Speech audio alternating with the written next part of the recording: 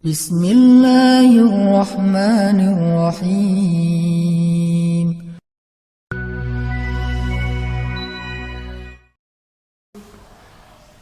Allah Subhanahu wa taala berfirman, "Wa ma umiru illa liya'budullaha mukhlishina lahuddin."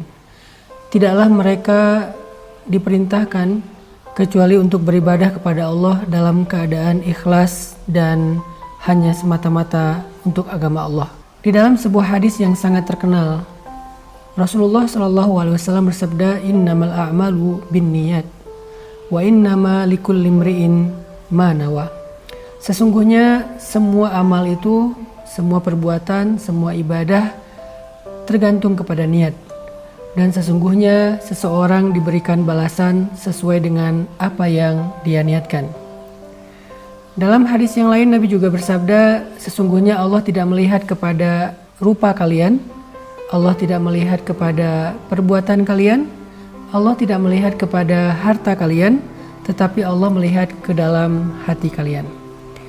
Ayat-ayat dan hadis-hadis yang barusan kita dengarkan ini semuanya menjelaskan kepada kita tentang pentingnya ikhlas dalam beramal. Karena ikhlas itu bisa dikatakan sebagai nyawanya amal soleh. Amal soleh yang tidak dibarengi dengan keikhlasan seperti jasad tanpa nyawa, maka dia disebut sebagai mayit, orang yang mati. Dan orang yang mati, mayit ini tidak bermanfaat, tidak bisa memberikan manfaat, tidak juga memberikan mudarat, tidak bernilai. Bangkai tidak bernilai.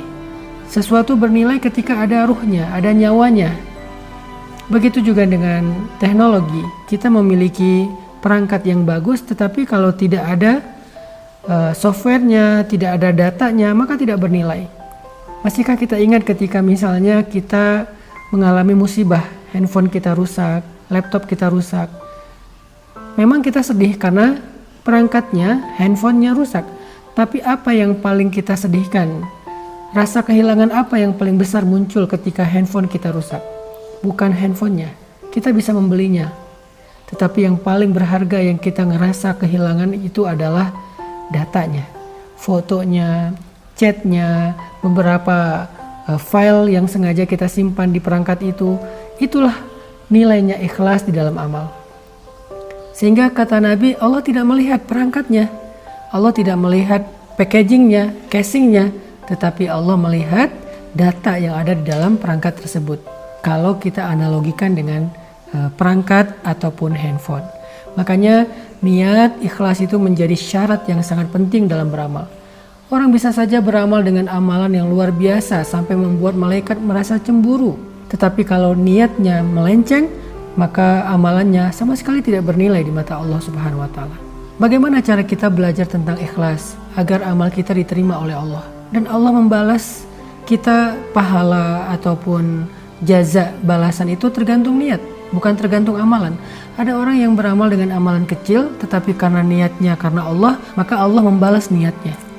Ada bahkan orang yang ketika beramal dia salah, dia keliru, dia lupa, tetapi niatnya benar, maka Allah memberikan dia balasan seperti niatnya, bukan seperti amalannya.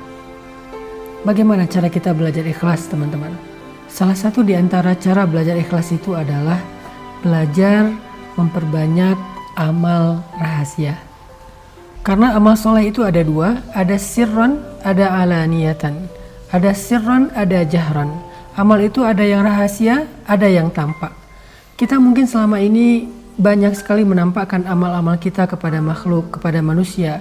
Kita posting, kita story, kita feed, kita update status, kita sampaikan ke teman kita ceritakan ke orang banyak, kita lakukan di depan orang yang melihat kita. Ini adalah amalan-amalan yang tampak. Amalan ini baik, tetapi tidak melatih keikhlasan kita.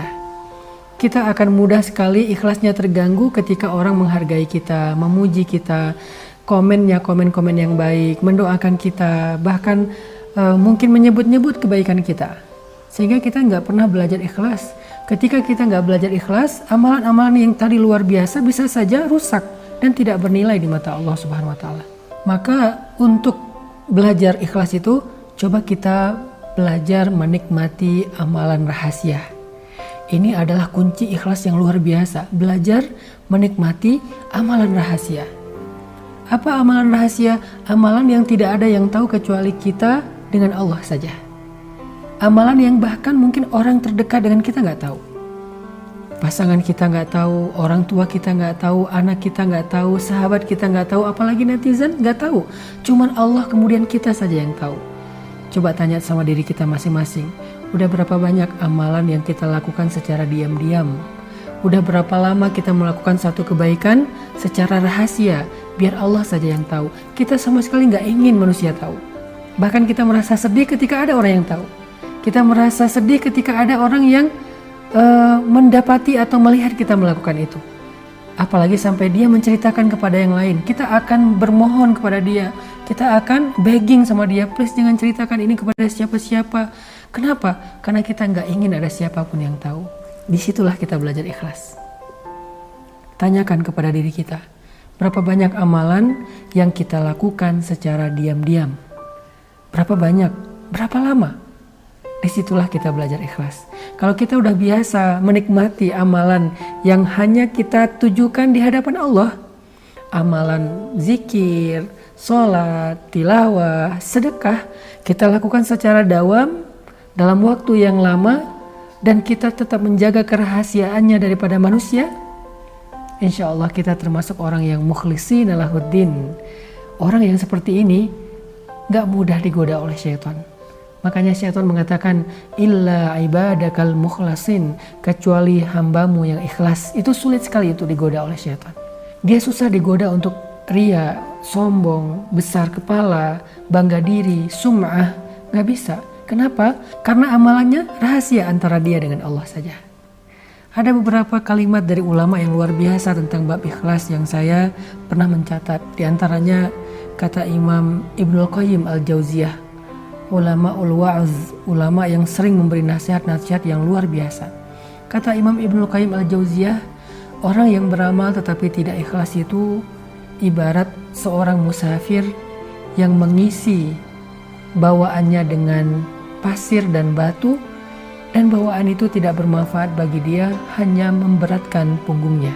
Itulah orang yang beramal tetapi tidak ikhlas.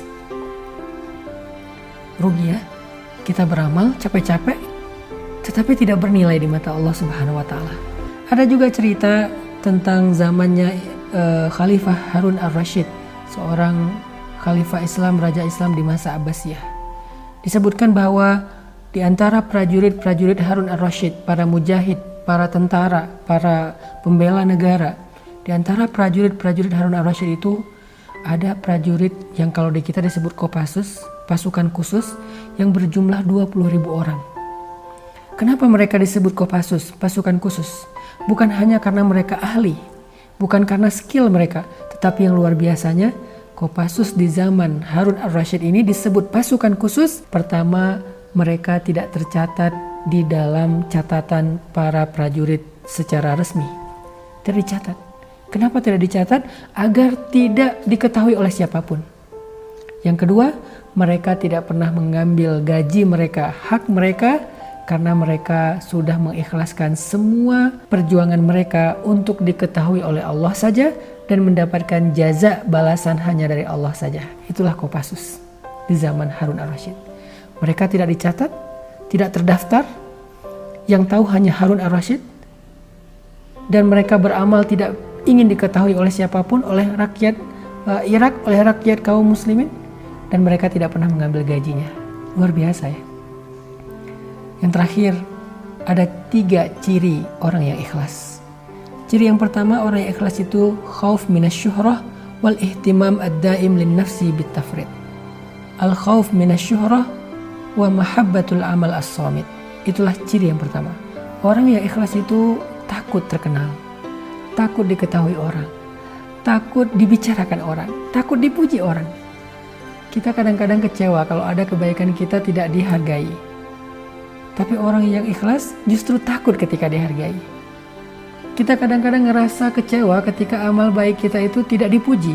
Orang yang ikhlas justru takut dipuji, bahkan dia menangis ketika dipuji. Kita kadang-kadang ngerasa kecewa ketika ada yang kita lakukan luar biasa, tidak diketahui orang banyak, tidak di like, tidak di komen, tidak di view, tidak di repost. Orang yang ikhlas justru takut ketika di repost, takut ketika di view, takut ketika di like. Apakah kita seperti itu? Ciri yang kedua kata para ulama, irda'ullah walau bi iskhatin nas. Dia lebih mengutamakan ridha Allah walaupun dia dihina oleh makhluk. Buat dia gak apa-apa ketika dia dihina, direndahkan, diremehkan oleh manusia selama Allah ridho kepada dia. Ridho siapa yang kita cari? Ridho istri kah? Ridho suami kah? Ridho orang tua kah? Ridho pasangan kah? Ridho sahabat kah? Ridho followers kah? Atau ridho Allah?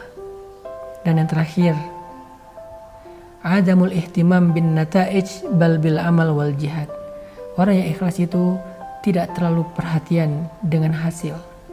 Ada orang yang ketika beribadah, berdoa, kemudian hidupnya tidak semakin membaik, kerjaannya tidak semakin sukses, karirnya tidak semakin melejit, dia kecewa dengan ibadahnya. Dia bertanya kepada Allah, ya Allah kurang apa lagi dari saya? Seolah-olah Allah itu tidak menghargai kebaikan dia, ibadah dia. Ini bukan orang yang ikhlas. Orang yang ikhlas, dia beribadah kepada Allah, dia mengharapkan kebaikan di sisi Allah, tetapi hasil yang dia dapatkan dalam kehidupan dunianya tidak akan mempengaruhi semangat ibadahnya. Mudah-mudahan kita termasuk orang yang ikhlas di bulan Ramadan dalam semua amal-amal soleh kita. Ingat, catat, belajar ikhlas salah satunya adalah dengan menikmati ibadah rahasia. Barakallahu fikum.